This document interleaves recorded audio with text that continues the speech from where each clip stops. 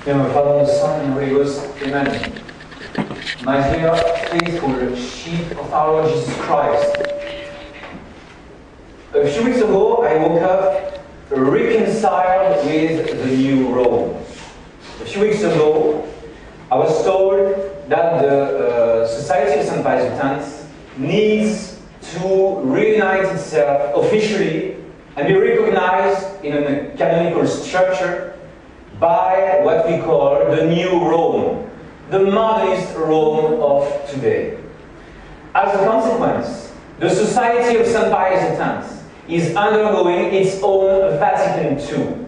That is the imposition of a change of course of doctrine by channels of authority. Now, the Society of St. Pius X, the unity of it, depends on one cause, which is the unity of its stand in the matters of faith.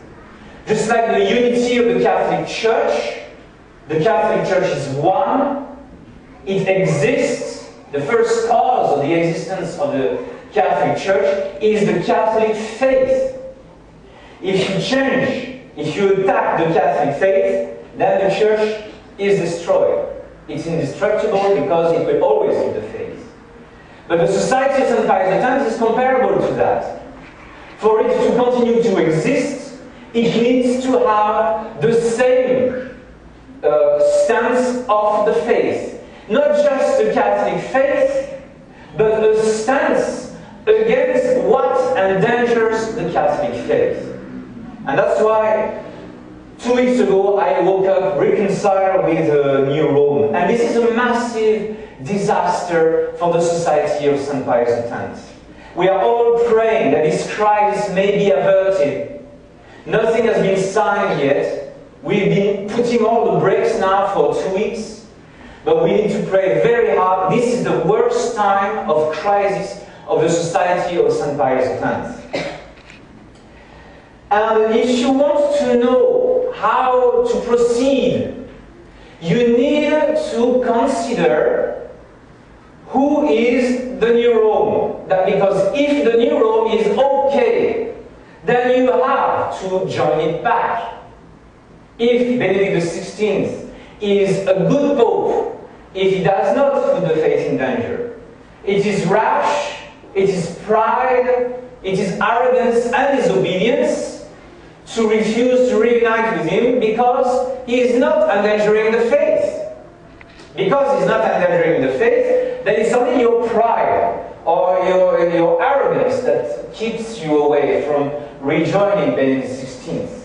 But is he good or is he bad? This is the determining element in the decision we take not to rejoin the new Rome. Is the way the Pope is actually right now. So you need to know who Benedict XVI is. He is the Society of St. Pius X, most organized, most determined, most effective enemy. He is a German mind, very consistent mind. And he has pursued the traditional movement by trying to divide it, to take out all its thread year by year for 30 years at least. Starting with the creation of the Mater Ecclesiae Institute, with the fall of Don Gerard, the fall of the Society of St. Peter, and all the other organizations, he has studied us consistently and most effectively, and he has been very good at dividing the traditional movement. So in the past, he was well known as being the worst adversary of the Society of St. Pius X. But we need to go back a bit further. It starts with his bad seminary training. His bad seminary training led him, because he was smart, to become the advisor of one of the worst theologians of the Council of Vatican II, Karl Rahner. And this in turn led him to write books of theology. One of them is Principle of Catholic Theology, which I read. Now, in this book, he clearly states a new form of modernism, a better one, modernism in 3D. Instead of modernism in 2D, as condemned in Passion, It's a modernism in 3D. That is, when you are talking to old ladies and to Catholics who really believe in the faith, you talk to them at their level. If you find somebody else who's a liberal Catholic, then you can deny more dogmas and change formulas. And then there's on top those who know better than everybody else, and they only know that Jesus is not God, and that he preached about love of the others, of loving one another. And that's it, because what's on top is the essence of Christianity. Those 3 layers of belief, and more, and in general, the fact is that when you are talking to people, you must adjust yourself to their state of mind. So there are no stable concepts. There is no stable truth. And so there are different ways of talking about doctrinal reality. Benedict XVI is also the father, the founder, and the one who runs the communio movement, which is the same theology. Is that you mutate dogmatic concepts, but don't go too far. Because if you go too far into mutating dogmatic concepts, you end up splitting the church. So you gotta go at a certain pace into mutating dogmatic concepts. This is not, a modernism like Schillebeck's Congar Anna.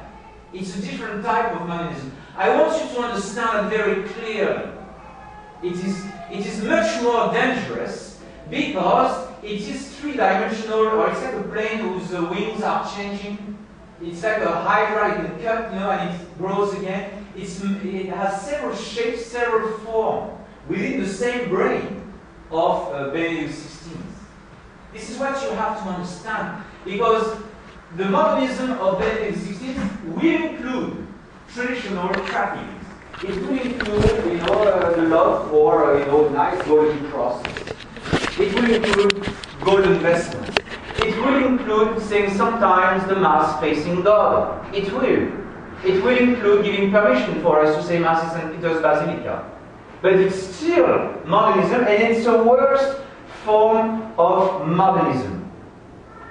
This led in turn, this theology of Cardinal Ratzinger led him to become the prefect of the Congregation of the Faith under Pope John Paul II. And he's the grand architect of all the disastrous moves, all the disastrous pronouncements of Pope John Paul II. When the cardinals re-elected him after the death of John Paul II on the 1st of April 2005, after the death of John Paul II, he was elected on this account, because he is the brain of John Paul II. You could say, as for Vatican II, the heart of Vatican II is John Paul II. But the brain of Vatican II, the brain that applies Vatican II, is Cardinal Ratzinger, and then later, Pope Benedict XVI. And so we need to consider now, well, that was Benedict XVI in the past, but maybe now it's better. Maybe he has turned around. He's made a massive U-turn, just like we do a U-turn in the month of May. Maybe he has done a U-turn, a conversion, or something is better, is moving towards tradition. Is that the case? It is not the case, my dear faithful. It's not the case from what we see and what we hear from him today. For when he beatified John Paul II, he said, I am beatifying this man on account of his work at the Council, and especially on account of his work in applying the Council of Vatican II. That's the reason why, that's the chief reason why he believes that John Paul II is a saint. John Paul II is a saint for him because John Paul II has applied Vatican II for the benefit of the Church. And let us consider 4 points, 4 false religion that prove us that he is worse than his predecessor. Because in him, modernism is more deliberate, more consistent, and more methodical. Because it's not the heart, he's not going to go for plumes, and he's not going to go for crazy, unseemly things.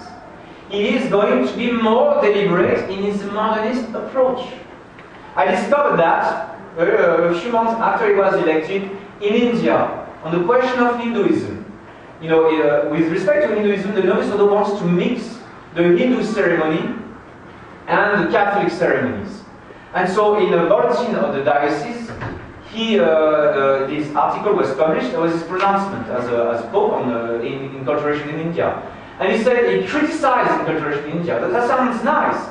But he criticized enculturation in India because he would, the Indian enculturation of the Indian bishops would not take into account the Buddhist religion.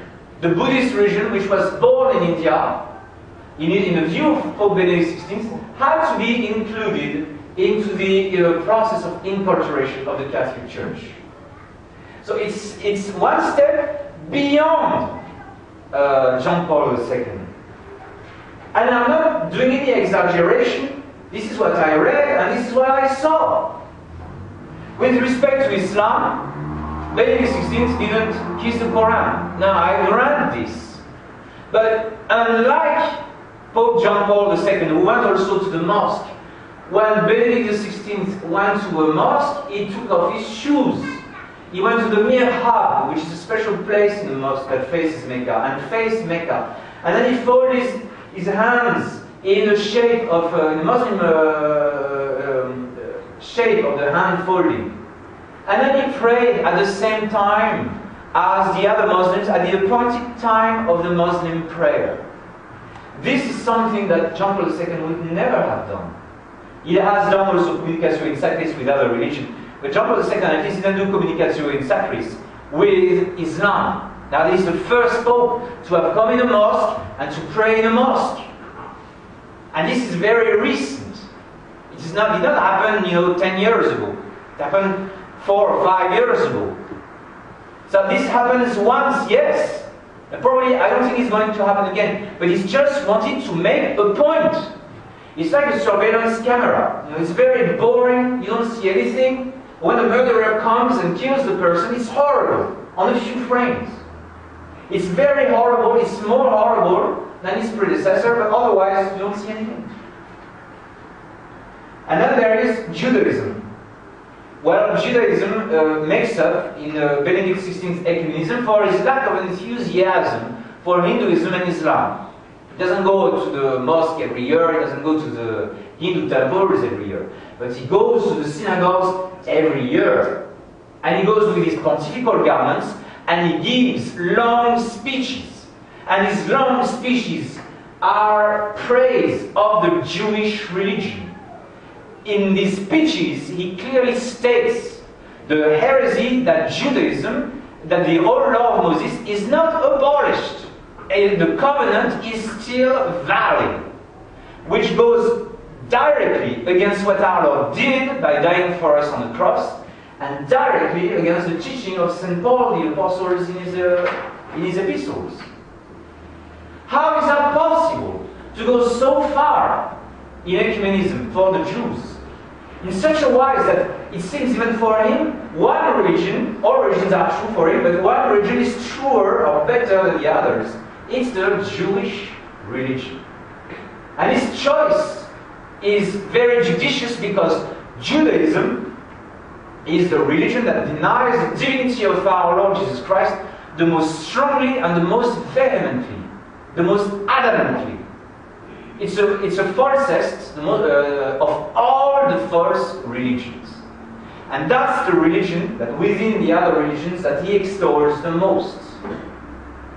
But it doesn't bar Benedict XVI from having a great devotion and admiration for Martin Luther. Because when he went to the Protestant temple, he didn't do like his predecessor. Again, he put on his pontifical regalia, and then the stole and all these beautiful... and he came in, and instead of doing like John Paul II, he took part in the Protestant service. Not the second part, because he's conservative. But he took part in the first part of the Protestant service. And there, he gave an eulogy of Martin Luther, just like John Paul II. But then he goes more into details. He says that the motions of the soul of Luther are very much from the Holy Ghost. They are entirely justified. And then he goes well into the doctrine of Martin Luther and states how necessary and how useful was what Martin Luther did. The only thing which is bad is the church got split in two, that's sad, but otherwise Martin Luther is a very profound soul that deserves our praise. There again, my dear faithful, notice that you are one step further away from the truth. It's much more serious than John Paul II, because John Paul II was erring with his heart. He was also very smart, but he was mainly erring with his heart. This book errs with his brain, and then the heart follows. But he errs with his brain. It's much more deliberate. Benedict XVI is the first pope to have breached the Catholic doctrine on artificial contraception. The media understood very well what he said. He said they understood that he opened the door for the error to come in. He's the first one who conceded on the doctrine of artificial contraception. When he said that male prostitutes could use condoms as a beginning of a moralizing process. It's all modernist quoted phrases. That simply opened the door. Everybody understands it's an opening of the door. And sure enough, Father Ortiz told me that in the Caribbean islands, it's in the Dominican Republic, the priests were distributing condoms after this statement of the 16th. And then, of course, it's very wily. He's going to try to retract or do something, but the door is open. It's like Vatican II. Vatican II says something, retracts, but then still the door is open. It's a much more dangerous modernism, because they give you always deniability. After they affirm something, they deny it. And so that's why it's very important that we focus on the doctrine. Also, I need to mention, is the first pope who invited atheists at the Assisi III meeting. John Paul II did not invite atheists. The first one to meet a female bishop, in a bishop's attire. That happened during his visit in England. And to give communion to a Protestant. John Paul II didn't give communion to Brother Roger of Thésée. Benedict XVI gave him Holy Communion. And then he died a few days later. Maybe a sign. But he goes on many issues. He goes one step further than his predecessor. And that's why we need to study his doctrine. That's why I cannot understand why the publication of the study of the thoughts of Benedict XVI by Monsignor Tissien Marais was forbidden, and is still forbidden in the United States, and why it was delayed in the French district. Because this is what we need in order to make the correct decision whether we're going to return to the New Rome or stay back for a while. We need to know, before you sign the contract, you need to know who you are signing the contract with. And then lastly, if wolf is a wolf, it thinks as a wolf, it acts as a wolf, and then the wolf kills as a wolf. We are in the process of seeing millions and millions of souls being killed, being slaughtered by the authorities of the church. If you go and see those souls in hell and ask them why they are in hell, why they didn't do penance, they will answer you, we are in hell today because we were not taught how to do penance for our sins. Or we were not taught, as we are just about to join the Catholic Church, we were not told to enter the church. Go and ask these souls. And so if a wolf is a wolf, it kills as a wolf, because it is a wolf. And now we are facing the massive killing of millions and millions of souls at the hand of the governing body of the Catholic Church. It's a fact. So, Benedict XVI, for instance, is not saying the traditional Mass. He's not. He said it in the past to divide us. He said it in the past, in order to take care of Don Gérard, or in order to start the the seminaries of the Fraternity of St. Peter, or he did say the traditional Mass for the symposiums, the reunions about the study of the Reform in the Fontainebleau Abbey, in order to divide our movements. Yes, he says the traditional Mass. But now, is he saying the Mass, the traditional Mass in public like that? No. When he said the Mass facing God in the Sistine Chapel, he says, he made the point that I didn't say the traditional Mass. And I just said it facing God because that's the way the Sistine Chapel is. I never meant to do it facing the Orient, even though facing the Orient is a nice museum piece. So he is not going towards tradition. That is a lie. He is not behaving differently from before. He's still diffusing those deathly lies.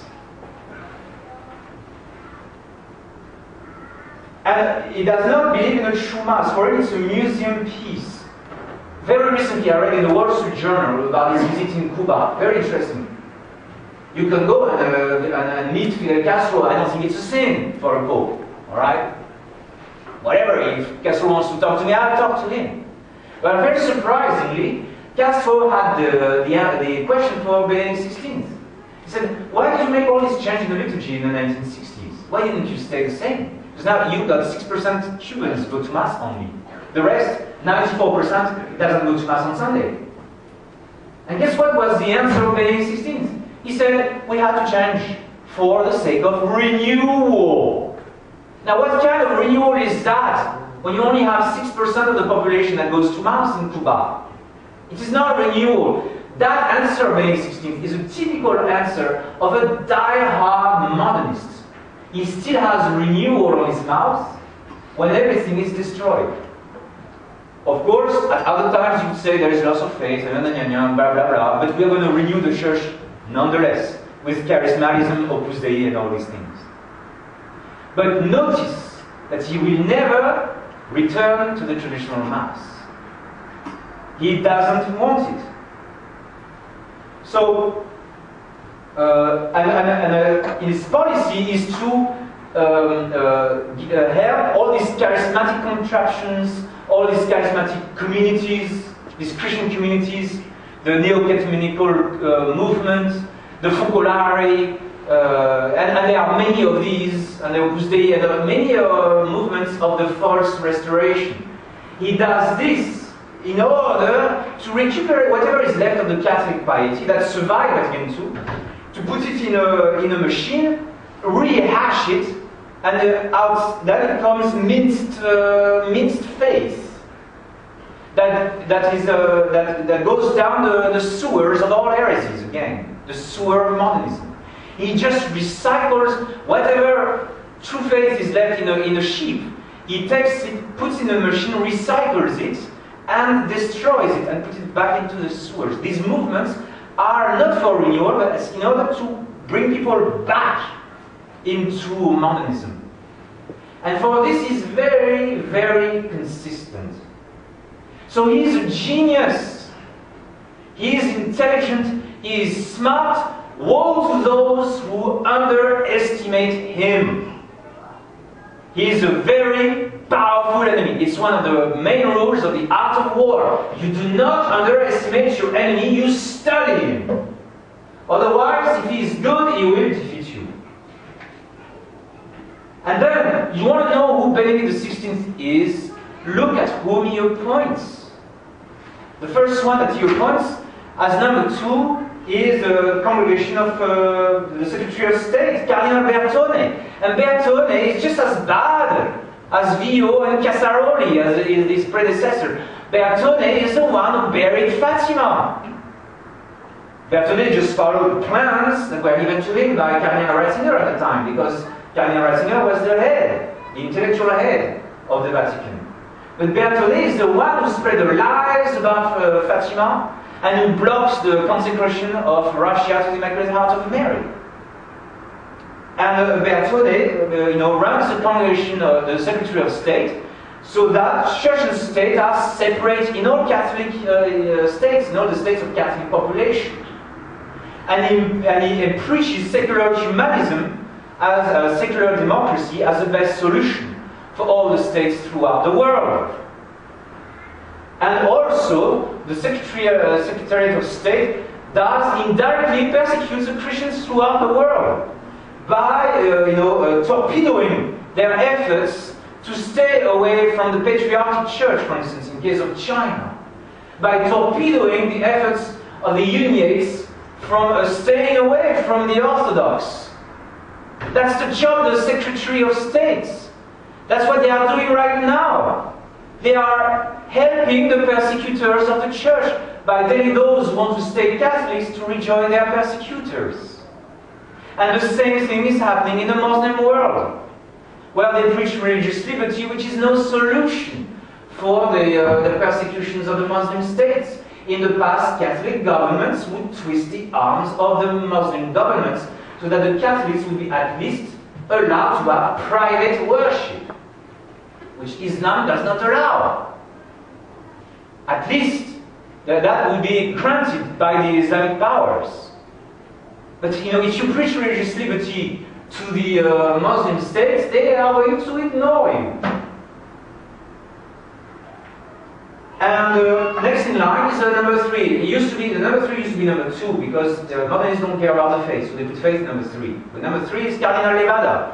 Cardinal Levada, we know him well because our faithful know him well. When he was Archbishop of San Francisco, he had parishes for gays and lesbians. One of the leading priests of the tradition in the US, Father Haidt, he now passed away, was separating himself from his diocese, which was full of gays. So he was convoked in the office of Cardinal Levada, and Cardinal Levada had lots of theologians ready to fire at him, canonical reasons. But Father Haidt surprised them all. He says, "Yeah, Bishop, yeah, I'm joining, yeah. Well, that's great, but on one condition, which is, well, I don't want to see any gay priests in my presbytery, in my priory, and I don't want to see any of them around my ministry, around my parish, or dealing with my parish and my faithful. If you secure me against all these gay priests, then I'm in. Then otherwise, I'm out." And Cardinal Levada said, "No, I can't grant you that petition. I cannot say yes to you." So Father Haidt says, "Same here," and he left. Very clear. And the job of Cardinal Levada, together with the Ecclesial Commission, is to also take care of us. Now, why should we entrust ourselves, entrust our situation to this type of people? Why do we go with these people in the first place? Then the next congregation we need to study is the congregation for the nomination of bishops. The congregation for bishops. Because it's at the hand of the local bishops that the souls go to hell on a local level. Souls here in Korea, they go to hell because, for instance, they die in their mortal sin. They die in their mortal sin because they didn't go to confession and communion. Why didn't they go to confession and communion? Because their priest didn't tell them that they have to go to confession regularly. They have to stay away from sin. They didn't preach on hell. They didn't preach on the salvation of the souls, on the last 5 things. They didn't preach on the necessity of prayer. That's because of the local parish priest. But the local parish priest is put in his parish, is empowered by the local bishop. And that's why it's one of the most crucial sins of the New Rome, is to organize the nomination of bad bishops everywhere in the world. You're going to have maybe more conservative bishops than the others, but they are all novus ordo. And everywhere in the world you have this massacre of souls. This massacre of souls which takes place at every local level because of the local bishops. And these local bishops are there because of the congregation for bishops. Because bishops in normal times are nominated by the Holy Father. That's why Archbishop Lefebvre consecrated bishops without the Vatican's permission, because he realized that the Vatican does not want to give one single traditional bishop to the world. Not one single. Not even a bishop taken from the ranks of the Fraternity of St. Peter or the Institute of Christ the King. Not a single one. Then you may say, but there is Bishop Rifan in Campos, but not even there. Because the bishop of Campos, the official bishop of Campos, is not Bishop Rifani. It is a novice ordo bishop of Campos put in place there by the Vatican. Bishop Rifani is just in charge of the recycling of the faithful of Campos. But he is not the official bishop of Campos. Rome doesn't want a single traditional bishop in the world. And this is happening day by day. That is, each time in the Osservatore Romano, you get at the end, at the back pages, you get the nominations. Which bishop is put in charge where? Day by day, and there is no change day by day. So you can update yourself about what's going on in Rome. Are they traditional or are they not traditional? You just need to see the last issue of the Osservatore Romano, and you know who Rome appoints. Because to govern is to delegate. If you delegate modernist, you are a modernist. That's obvious. It's like your prime minister. He's going to appoint all the departments of the states. Because he rules this country. He was voted in. Well, same thing here with the Pope. So I am not going to believe in a return of Rome until I see a change in the nomination of bishops. At least a few. But not even one is granted. Not even one in order to make it look traditional. Not even one. Not even one who is not really traditional, but looks very, very traditional and has been appointed by the system. No, not even that. They are not taking any chance. The devil wants all the souls to go to hell at the hands of the local bishop.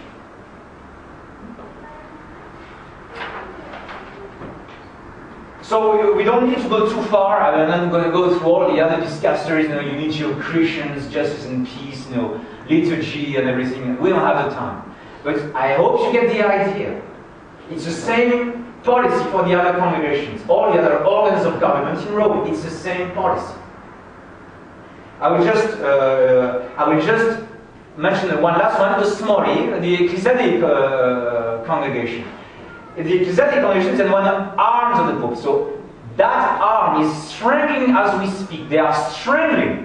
They are requesting the Institute of Good Shepherd, an institute that joined the New Rome 7 years ago. They are requesting them to teach Vatican II in their seminaries, to teach Vatican II publicly, to say the new Mass sometimes, at least, or once in a year, and to collaborate with the local dioceses, with the local bishops. And Father Aguirre says, but this is not what you promised us 7 years ago. Well, that's too late. You are under us. You need to obey us. If you want to be recognized by us, you have to comply with these conditions. That's why Father Aguirre, called Father Cate, says, don't sign. Don't sign with the New Rome.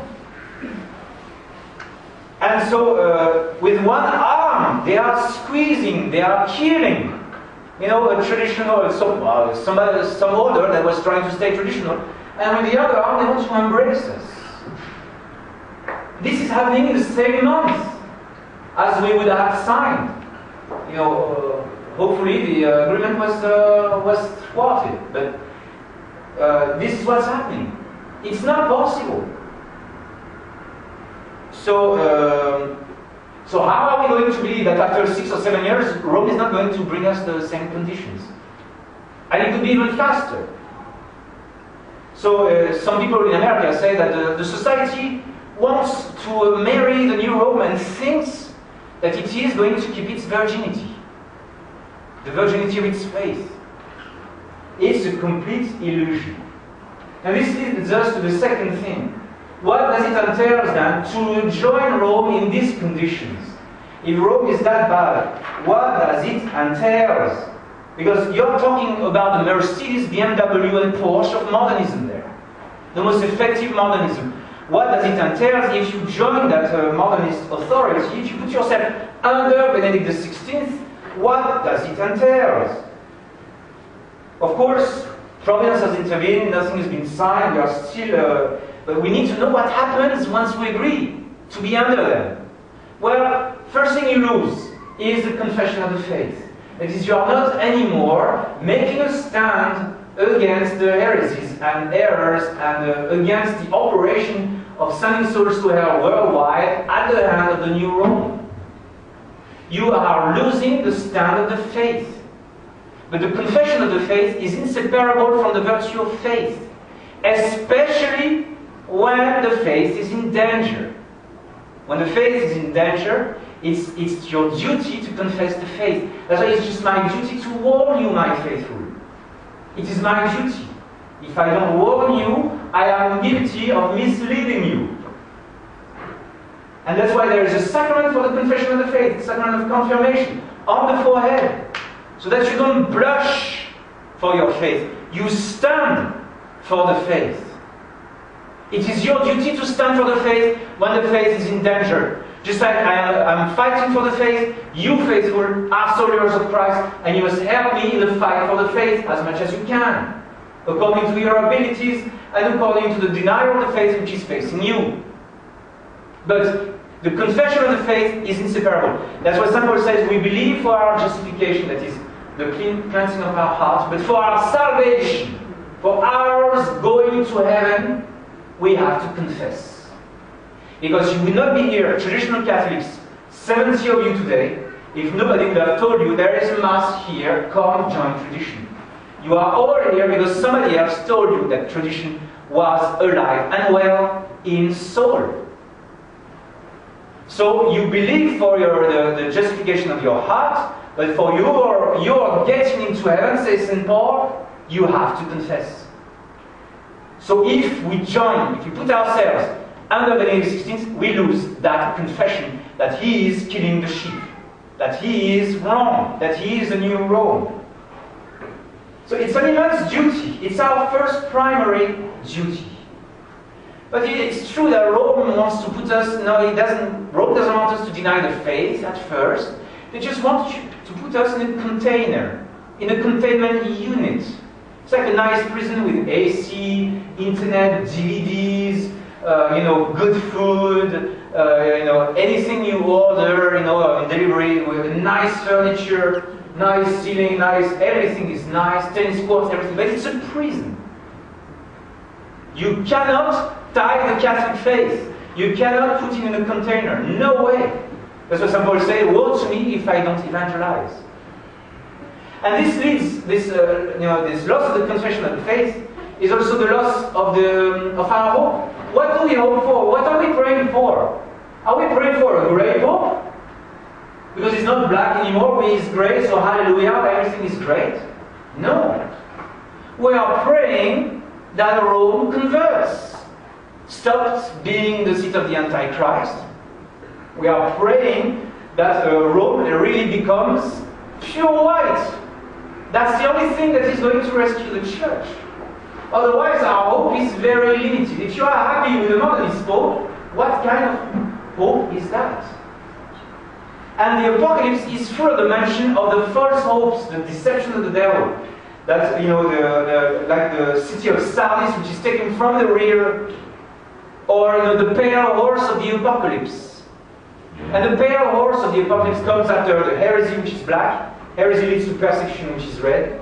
And then the pale horse, since persecution made more Christians than less, it becomes the diluting of truth and error. That's the pale horse, that's liberalism. That horse, which is pale, neither black nor white, has a rider. That rider's name is Death. That is, a pope which is neither black or white is more deathly than a pope would be outrightly and openly, mistaken. That Paul VI is much less dangerous than Benedict XVI, because Paul VI, you see it on his face that he's no disorder. It's written on his face. He can't hide it. Whereas Benedict XVI is much more dangerous. The rider of this horse, mark my word, the name of the rider of this horse is Death. That's why Benedict XVI, as of now, even though he is the Catholic Pope, is validly and legitimately in charge of the visible church, Benedict XVI is Death, because he looks so much like the pale horse of the Apocalypse. And then the locusts of the Apocalypse, they have the appearance of charity, says St. John. Read the Apocalypse, chapter 9, verse 7. They have the appearance of being nice, of being charitable. So don't expect Our Lady to make half of a job. She will grant us a good pope. It's in the prophecy of St. Malachy as well. But don't expect her to do half a good job. She doesn't do half a job. If she meets the serpent, she crushes the head of the serpent entirely. She doesn't turn the serpent into a better serpent. That's what Eve was trying to do. And we know the result. And then charity, in the circumstance of today, an agreement with the New Rome is a denial of the mission of the SSPX. The mission of the SSPX is to rescue the souls from the clutches of the monster. Is to keep our faith out of the range of the leash of the dog. As Padre Pio said, if you are out of the range of the leash of the dog, you're fine. It's an operation rescue. Our goal is to rescue you from the Novus Ordo. It's not our mission to bring you back to the official church before it's time. It's like a fireman rescues people from buildings on fire, carries people out, the building is still burning, and I'm bringing you back in because the flames have subsided a little bit. Yeah, but the building is still burning. No, it's burning less. Allow me to bring you back to the building. It might collapse on you, but allow me to bring you back to the building. That's the same comparison.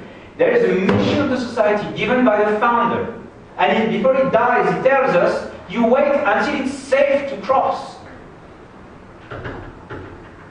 And also the problem is that there are many priests in the society that don't agree with this all of a sudden, May 2012, 180-degree turn. We don't agree with it. So if you proceed without our agreement, then you're going to tear us, because we are not going there. I am not going to the New Rome as of now. I refuse. And so as a consequence, you're going to be obliged to order my superior, Father Onoda, to bar me from preaching or spreading my ideas. You might go even further, expel me from the society. And then call the police to throw me across the street of Cannon Road in Manila. It might go as far, that far. Because once we have lost our unity in the position of the faith, then we tear ourselves. And we're going to look like sects. We're going to make the lawyers very rich in determining, this chapel, which one is which. The lawyers are going to have the time of their lives. It's going to be a disaster. And with this infighting within us, then the newcomers will be prevented from joining us. And many of our faithful will leave us. And also you will join the New Rome, but without anti-liberal elements. So you join the New Rome in a state of a great weakness. And so it's a disaster. What's going to happen to the little ones? And how could you have said we cannot rule out a split? The job of a leader is to rule out a split, to prevent a split. Because the common good of an organization is its unity. So you prevent the split. And the only thing that gathers us in the society of St. Pius X is the truth and nothing else. And isn't the split within us what the New Rome is always looking for? Aren't the Sedevacantists rejoicing today at seeing us, tearing us to pieces? So suicide is a sin against charity. You have no right to split us. And if there is a problem in the congregation, you must address the splitting problem in the general chapter and solve it, so that the society endures in the future. And it's also a sin against the virtue of prudence. So we saw faith, hope, charity, and then it's a sin against prudence. Because Archbishop Lefebvre never trusted the New Rome. Even when he was in negotiation with the New Rome, he never trusted them. He was negotiating them in order to please his entourage, which was very dovish at the time. Now it's the other way around. But he did. And he talked to them, and he realized that they are very good, that they almost deceived him. And he admitted that he made a mistake talking to them, and that they almost fooled him. So who do we think we are? Do we think we are smarter than Archbishop Lefebvre? Who do we think we are? We are not smarter than him. He has a lot of experience. He knew the church backwards and forwards. He knew the whole creeping of the ideas to destroy, to self-demolish the church. Are we smarter than the Archbishop Lefebvre, who told us to wait for clear sign and told us to wait a long time before he died? Why is Archbishop Lefebvre so clear-sighted? Because there is grace of God, but also there is his intellectual work. His intellectual work was a study of the revolution. Cretino Joly, Barbier, the others, Donoso Cortés, all the other authors. He studied them. And then when you study a revolution, you see a revolution happens in stages. It always starts with terror, with massacring, with destruction and everything. But like in the Russian Revolution, there is a new economic policy, the NEP of Lenin, very few years after the start of the Russian Revolution.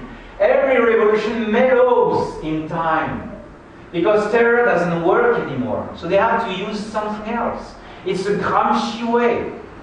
It's in France we call it the Thermidorian phase. Well, Thermidor comes after the terror. The reign of terror is ended by Thermidor with a directoire, and there it's the revolution mellows, becomes nice, and then it begs people that it's not going to kill anyone anymore, but simply wants people to agree with the system or with the ideas. And then it gets the fighters of Vendée sign the Treaty of La Journée, and they drop their weapons.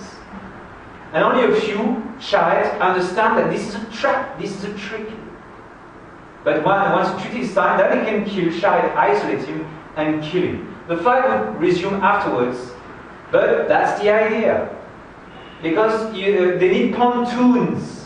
Pontoons, niceness, a new atmosphere, a new form of trust. That's what revolution needs. That's how revolution works. Goes one step backwards and two steps forwards. That's how it pushes year after year. Makes some concessions. That's why in a liberal democracy you have the conservatives and the liberals. Do you think the conservatives have been successful in keeping us with the same laws as 50 years ago? No way. You got abortion, you got all the laws everywhere in the world. Conservatism has never helped. The step backward never helped. It's a trick, my dear faithful. So we have to watchman, what of the night, says the book of Proverbs. Is that light within the night that's coming, is that really the light of the day? Or is that some other light, the light of soul on the horizon? Is that the real light or a fake light? Watchman, tell me of the night. Which night is it? Is it still night or night is starting to be over? And it's an agonizing question, because there may be some amongst us that believe that the night is beginning to be over, and they want to lay down their weapons against the new Rome. And the number of these will determine the gravity of the split that might happen in the society of St. Pius X. And it's a sin against the virtue of justice. But they say, but Rome is making up for the injustice done to us, poor traditional excommunicated faithful. Well, this is not to repair our injustice that we join back the new Rome.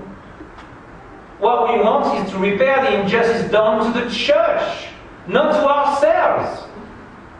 The church, our mother, is being abused by the Holy Father in matters of faith, because our Father is drunk with modernism, and we don't accept our Father to mistreat our mother. So we have to stand against the father who abuses the mother. We have to. And the father casts us out. And after a few days he says, come back in, but keep quiet now, don't bother me. That's what Rome is asking us. We reinstate you back in, but keep quiet. The son must not return to the house, because he still maintains the same stand. Do not abuse my mother. And it's a sin against fortitude. Because when they give us excommunications, do we fear all that much their excommunications? When they don't believe in the notion of excommunication. They don't believe in a hell. There's a hell insanity. Or if there's only one person in hell, it's Bishop Williamson. So they don't believe in hell. So they give us the paper of excommunication, but that paper leads you nowhere. Normally, an excommunication is a ticket to hell. That's why it's frightening. But the one who gives the ticket to hell does not believe hell exists. What kind of excommunication is that? I put it in a nutshell. But it's a fact that those threats of the New Rome are threats for rabbits, but not for us. And I'm not sure the rabbits are scared. So,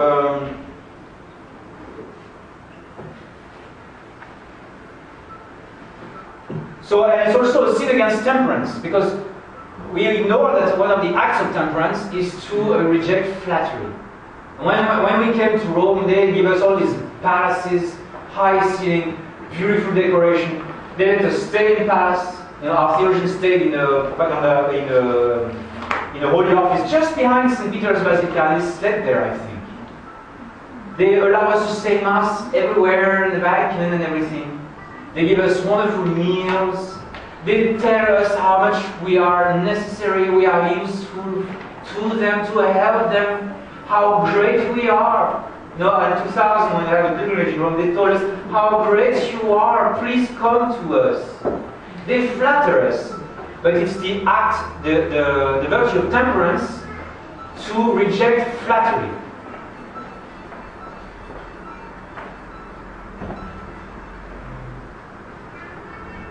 So it's not, we have to reject this flattery of theirs. Otherwise, it's a sin against temperance that represses pride. The pride of us, which may be that we think ourselves today, 2012, as the great instruments of the resurrection of the church. No, we are not. We are not as yet. As yet, all we do now, we keep the faith. Maybe we will be called the great instruments of the resurrection of the faith of the church when the church actually resurrects. Maybe then. But as of now, all you got to do, my dear faithful, is to keep the faith and keep the stand of the faith. So, as much as I enjoy that power in my priestly office, I curse the very idea of going back to the New Rome. It is absolutely cursed because it leads to death in 7 different ways, but in 7 dominoes. The first domino is the domino of the faith. If you tilt that domino of the faith, all the other virtues eventually fall down. Faith is not the highest virtue. Charity is supreme, yes, but charity will not exist without the faith. The mother of charity is the faith. Do not touch the faith.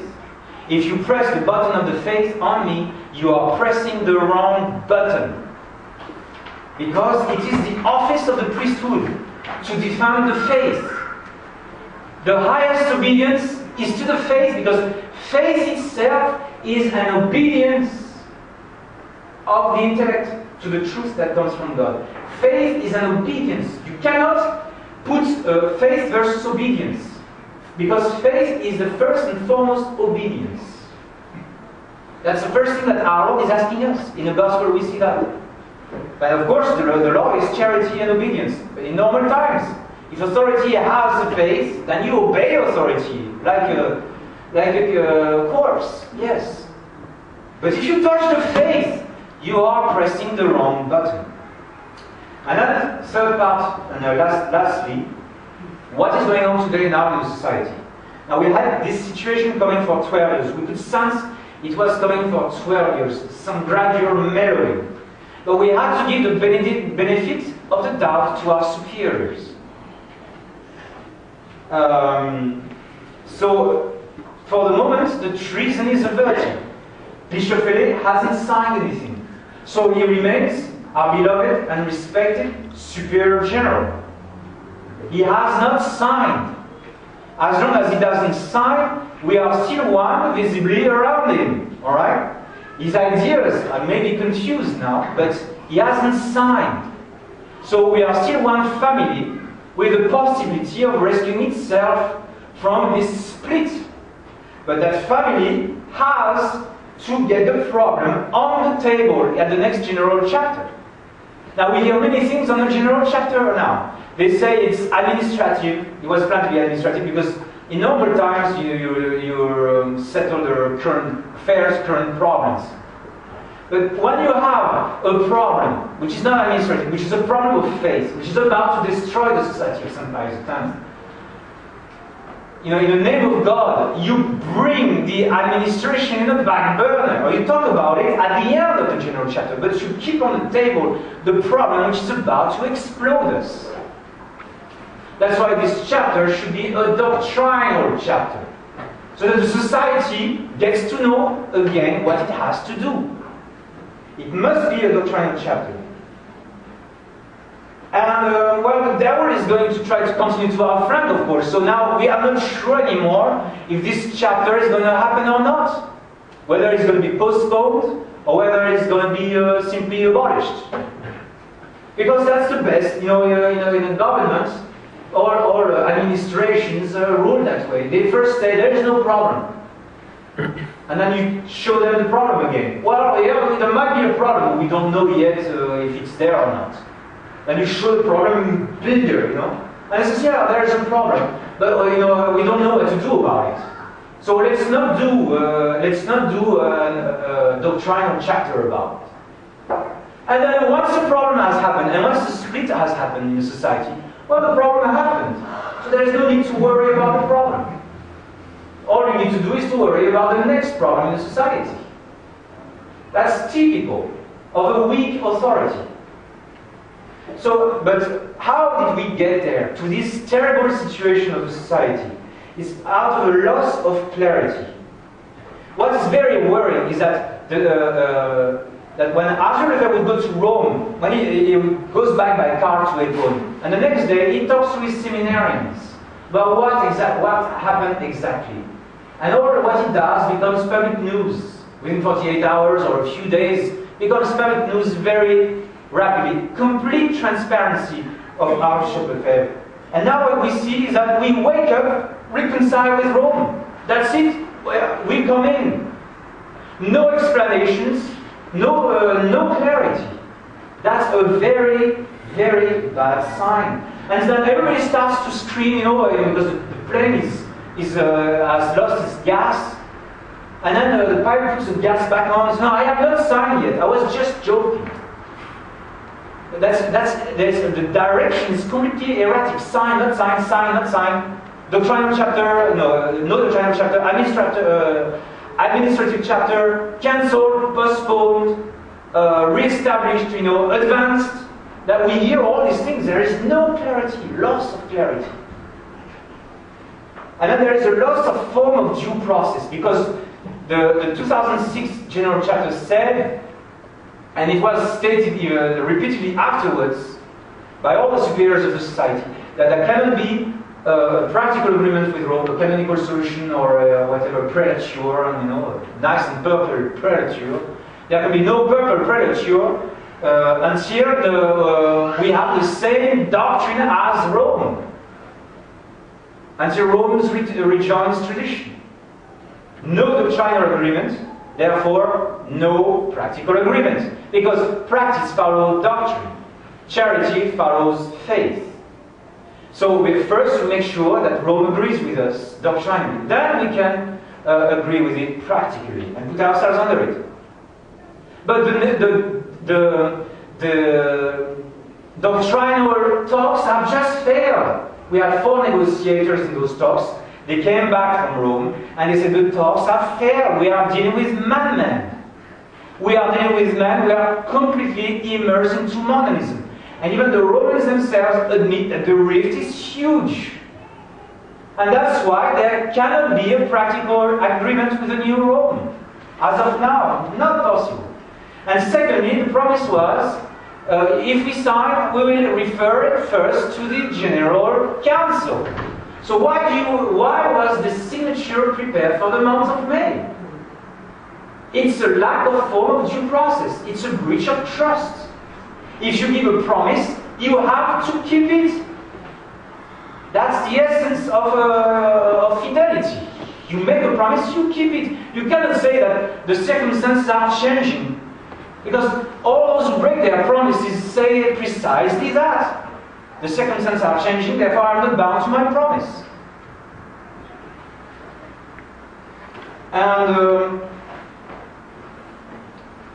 And then also, did we give consideration of the process which is going to happen to all those congregations that are helping us, and they will be on their own, dealing with Rome. The Dominicans, the Benedictines, the Capuchins, the Carmelites, and all the others, orders of nuns and orders of men. What's going to happen to them? And what's going to be the canonical settlement of our marriage cases? What are they going to say about us convalidating their confirmations? That we don't recognize that their confirmations are valid for certain. Same thing with the holy orders. We convalidate novice order priests to make sure they are validly ordained. What are we going to say to that? So a due process analyzes everything. And there is a failure to understand the meaning of the word agreement. A practical agreement with Benedict XVI is when it goes and says the traditional Mass. Because when I'm going to say the Mass now, I am going to use my practical intellect to consecrate the body and the blood of our Lord Jesus Christ. I'm using my practical intellect. That's a practical intellect. That's the practical agreement with Rome means. Practical agreement means that we agree in practice. We have the same practice. There's a harmony of practice.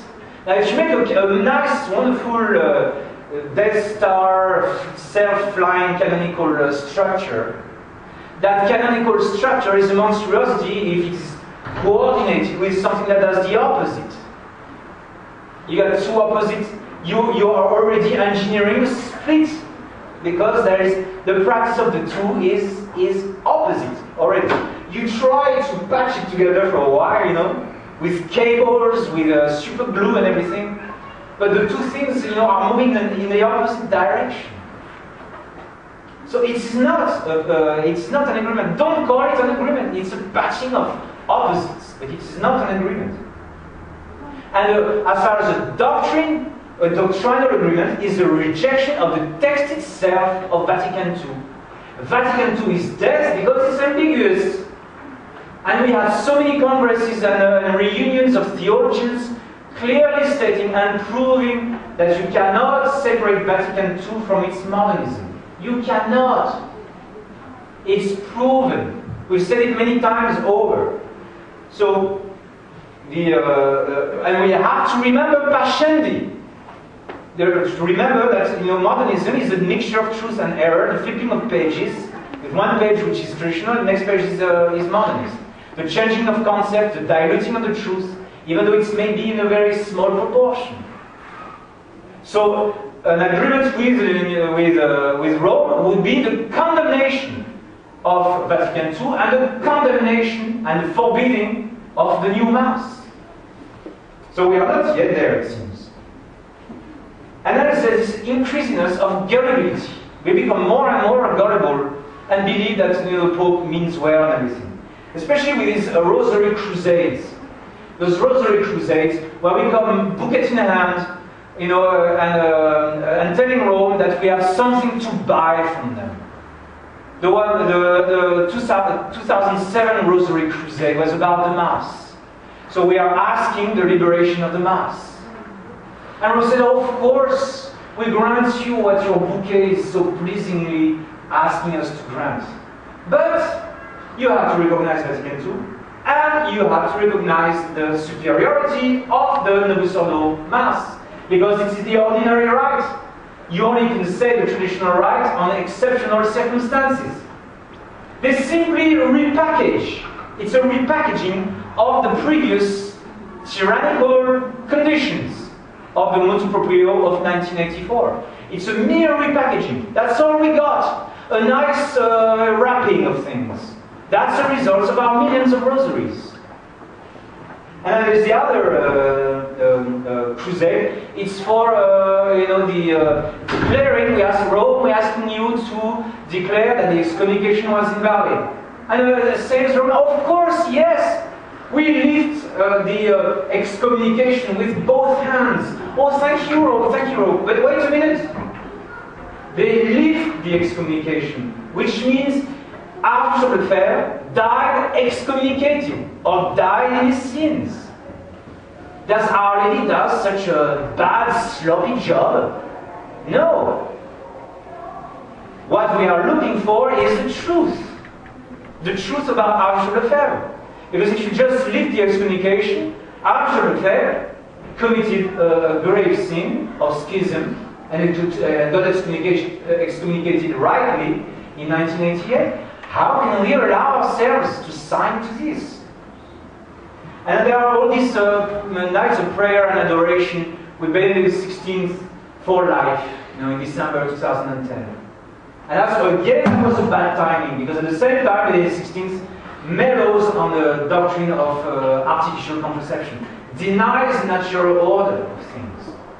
So we got to join him in prayer to defend the natural order while he destroys the natural order on the other side. How we are so gullible.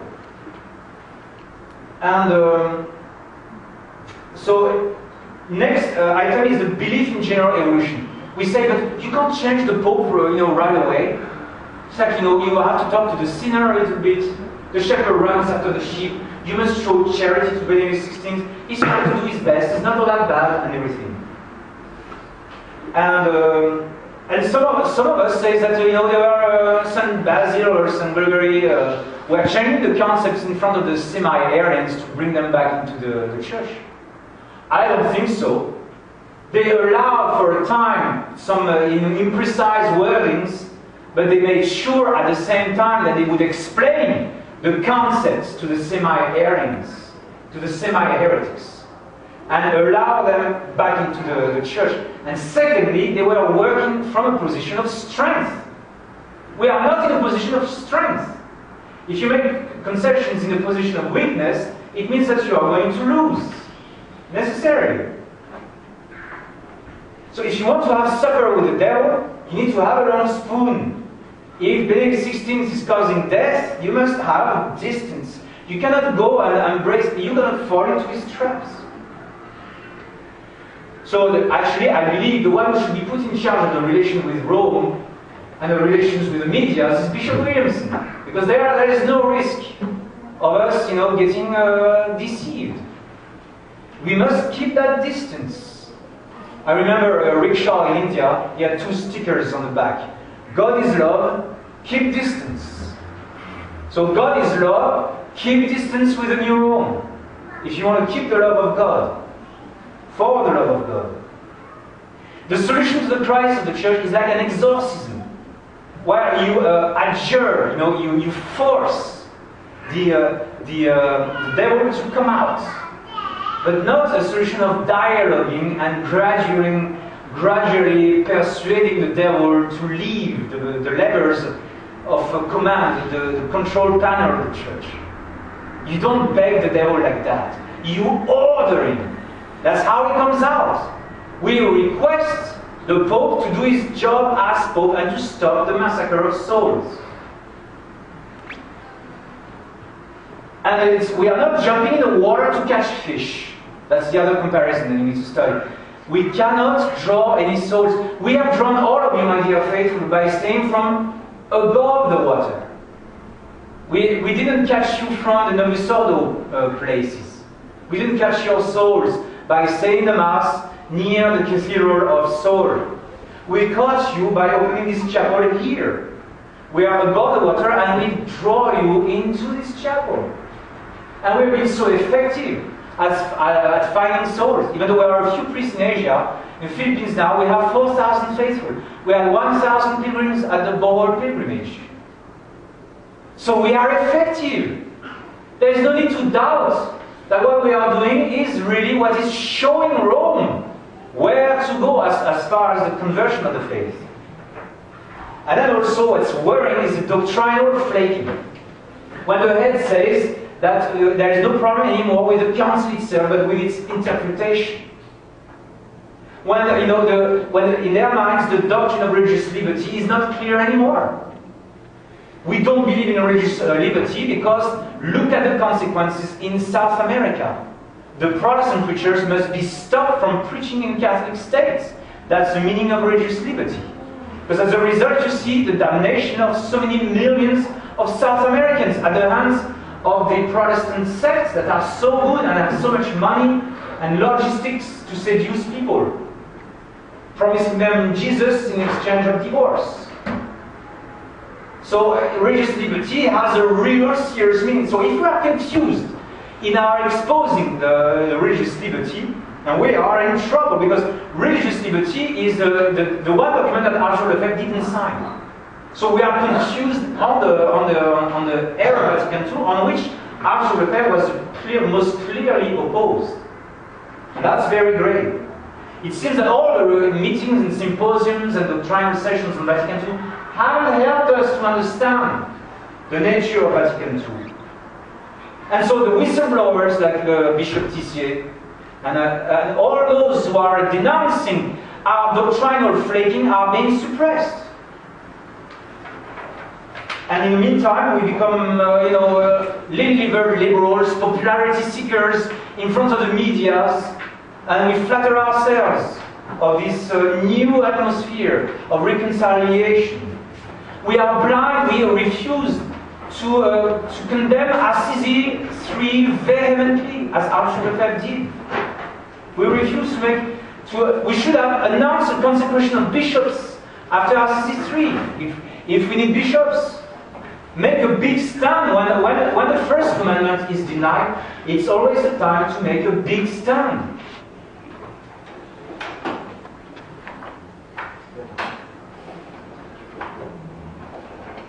But, let us not give up on Bishop Fellet as yet. He has not signed anything. And those things can be complicated. And also, Pius IX was a liberal, but he became very strong. And Arthur Lefebvre also believed in religious liberty when he was a seminarian, but he became strong. So let us judge nobody so far. But we must not mellow our doctrinal stand. And then lastly, what's happening is a gradual and authoritarian coercion to the resistance to change of the society.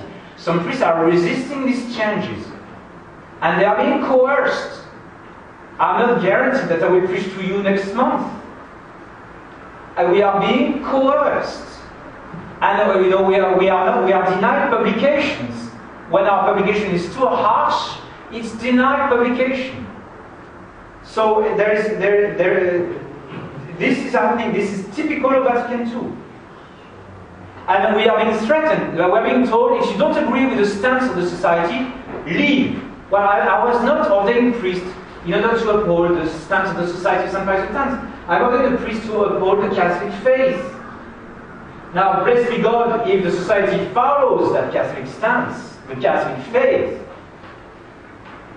And the other threat is that you are causing revolution within the Society of St. Pius X. But no, it's the truth that only causes unity. And it's only the truth that is against revolution. If you touch the truth, you are the revolutionist. No matter how much you wear the tiara, the cope, and the pontifical regalia. It's Vatican II happening again in the Society of St. Pius X. And then third threat, you don't have the grace of state. You are not in charge. How dare you, dictating the policy to your superiors? Well, if you touch the DNA of the society, which is the truth, don't be surprised that you have a cancer.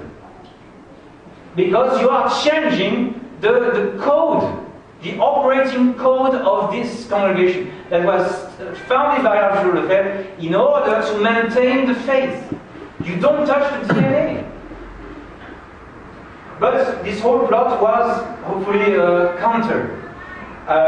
Especially by these letters of the three bishops and the answer of the Bishop Fellet and the General Council.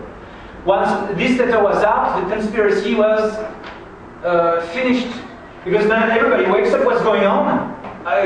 We didn't know that we were so far advanced into being sold out to the new Rome.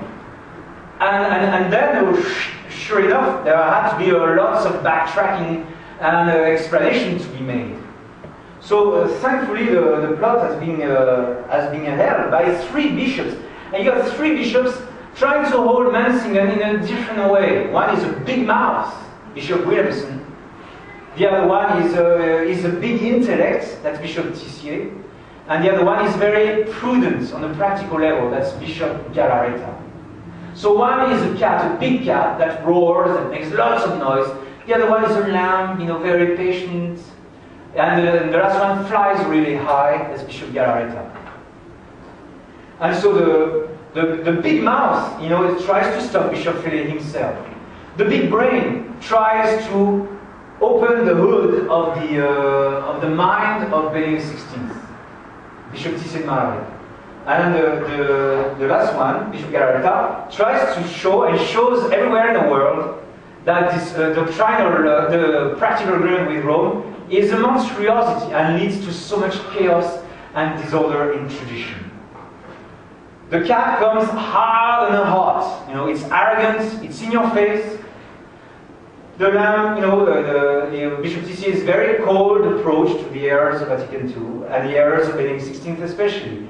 He analyzed everything flat, analyzed all the samples, and it's clear, like the light of day, that Benedict XVI hasn't got the faith.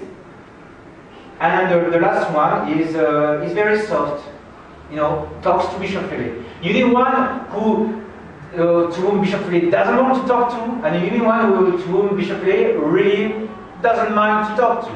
And the one in the middle, which is completely cold. You have the three different options. And as a consequence, there are weaknesses, because Bishop Williamson gets Bishop Fele too angry. But Bishop Tissier-Marais gets Bishop Fele completely indifferent. Bishop Fele doesn't pay attention to his analysis of the thought of Benedict XVI. And his publication was barred in the United States. Bishop Fele didn't do anything against that. So he doesn't pay any attention to the work of Bishop Tissier-Marais. And Bishop Galarreta doesn't get Bishop Fele angry enough so that he rescinds the prepared agreement. But there are effects, advantageous effects on Bishop Fele. That Bishop Fele would like to expel Bishop Williamson, but he can't. He can't expel him. He's a bishop, and he's not done enough yet to be expelled. And because Bishop Williamson is still in the Society of St. Pius X, the French bishop rushed into Rome and says, don't take these people back in as long as Bishop Williamson is within the SSPX. So Bishop Fele would love to expel Bishop Williamson so that the Society of St. Pius X could join the new Rome. But he can't expel Bishop Williamson. So as long as Bishop Williamson is within the SSPX, then the Romans, they plug their nose. Because they can't even smell the SSPX as long as the Bishop Williamson is within the society. That's why I told Bishop Williamson, you are the skunk of the society. You are our savior because you are such a skunk. And then he laughed. He says, François, you are a clown. Yes, I am. Because they can't smell us as long as Bishop Williamson is in.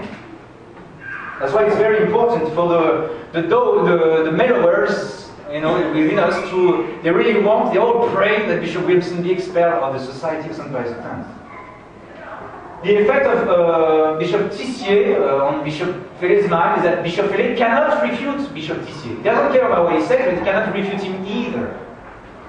And so, as a consequence, the society cannot debate doctrinally with the new Rome successfully.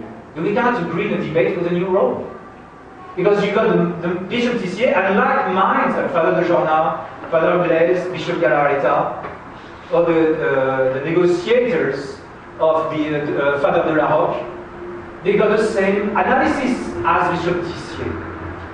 And so we are never ever going to have doctrinal agreements, at least those who think in the Society of St. Pius X are never ever going to have a doctrinal agreement with the new Rome, because it's still the new Rome, it's still there. And the effect of Bishop Galarreta is that Bishop Fele would love to disagree with Bishop Galarreta, but he can't. Because Bishop Galarreta comes out so nicely, so charitably, and so clearly. All those people who meet Bishop Galarreta, they all say, you give Bishop Galarreta a question, a problem, and a big nod, and he entires the nod just in a few seconds, and everything becomes completely clear. There's such a clarity of expose and a swiftness in resolution of pastoral matters involving doctrine.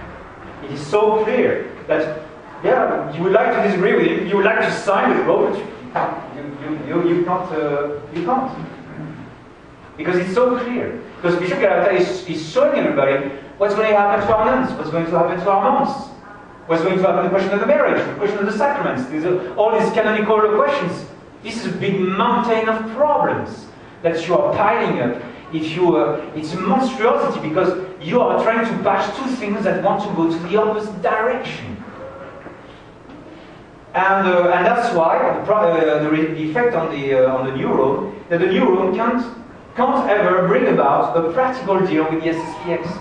So the signing is postponed and everything, and they are not signed yet.